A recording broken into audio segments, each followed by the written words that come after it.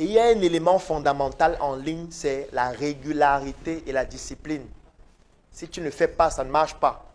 Tu ne fais pas une vidéo aujourd'hui pour faire l'autre dans 2 semaines. Non. Tu dois faire minimum 1 à 2 chaque jour. Pendant au moins 6 mois pour te faire remarquer. Oui. Moi, je fais 5 vidéos par jour. 5. Chaque jour. Ce n'est pas l'amusement. Ça devient un métier. Tu le fais parce que c'est le meilleur moyen de te faire remarquer. Et l'avantage que tu as, c'est que tu n'as pas d'autres personnes qui font ça. Ça veut dire que très vite, les gens sauront que si tu veux avoir des informations concernant le froid ou la climatisation, il y a une page là où le gars là, il parle seulement de ça. Tu deviens une référence dans ce domaine-là. Mais ce n'est pas en faisant une vidéo par mois ou pas tous les 2 semaines. Non.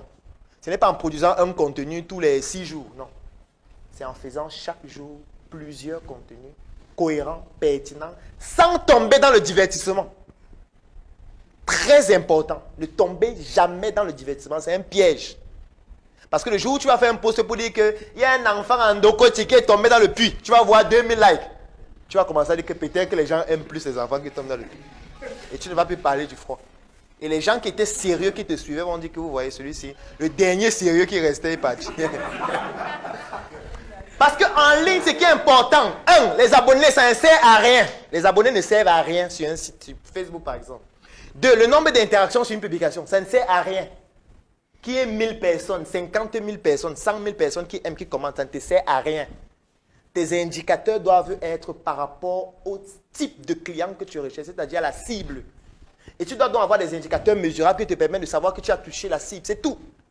Tu peux avoir une publication, il y a 5 personnes qui like, que tu fais un chiffre d'affaires de 6 millions. Quelqu'un d'autre a 50 000 personnes, il habite où chez ses parents. Il faut faire très attention. Il y a des gens qui sont populaires et pauvres. Parce qu'ils ont passé le temps à parler du divertissement, passé du temps à parler du n'importe quoi. Ils ont donc eu une audience qui se gonfle de feignants et de pauvres, qui n'ont rien à faire, qui viennent juste en ligne parce qu'ils veulent se divertir. Et le jour où tu dis qu'il y a un produit, tu dis que mon frère, parle-nous d'une Japa. Le produit, oui. Matériaux de construction, tu dois te mettre dans le conseil. Tu dois te mettre dans le conseil quand tu vends les matériaux de construction. Ne viens pas dire qu'ils vendent le ciment, ils vendent le fer à béton, on s'en fout. Viens nous dire que je vais vous parler aujourd'hui d'un immeuble qu'on est en train de construire à tel endroit. Ou je vais vous parler de telle maison qui s'est écroulée dernièrement. Je vais vous parler de tel élément. Il faut que tu sois celui qui conseille les gens. Tu prends des thématiques concernant les problèmes que les gens ont. Et quand tu parles de cela, il faut savoir qu'il y a les émotions que tu dois utiliser, comme la peur, qui est l'émotion qui pousse beaucoup plus facilement à l'acte d'achat. Et quand tu deviens la plaque tournante et qui conseille les gens veulent passer par toi avant d'acheter. Et comme tu vends, tu vas beaucoup plus vendre. Mais si tu viens chaque jour dire je vends ceci, il y a promotion de ceci, on s'en fout. Puisqu'ils peuvent aller eux-mêmes à la quincaillerie acheter. Donc il n'y a personne en ligne. Je vois personne en ligne qui produit ce genre de contenu de manière régulière, sans comédie. Je ne vois personne. Oui. Fabrication, tu as une page en ligne où tu communiques sur quoi? Nouveaux produits sortis, nouveaux savons, n'est-ce pas?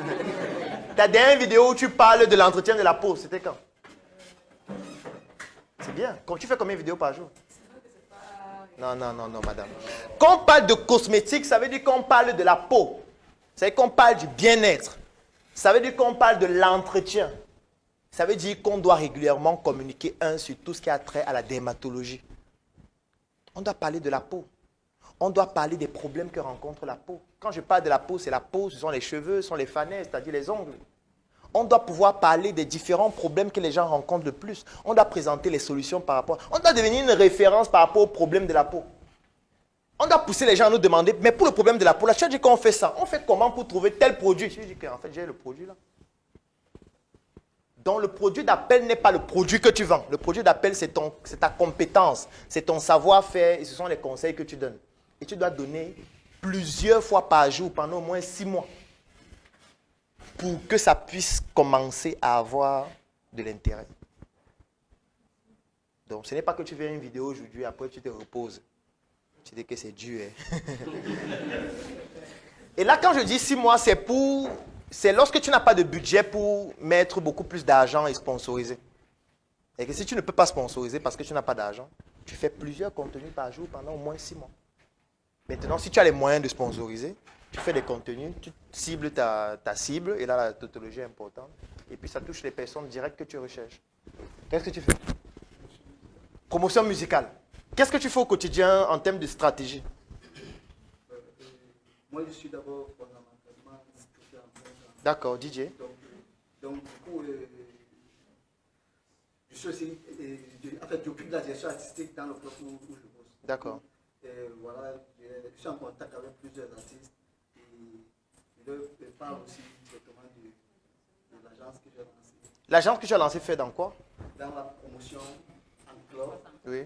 Donc, que ce soit dans la zone, que ce soit à Douala, les clubs soient à Douala, Oui. que ce soit dans le sud-ouest, que ce soit dans le centre. Voilà. Moi, je m'occupe de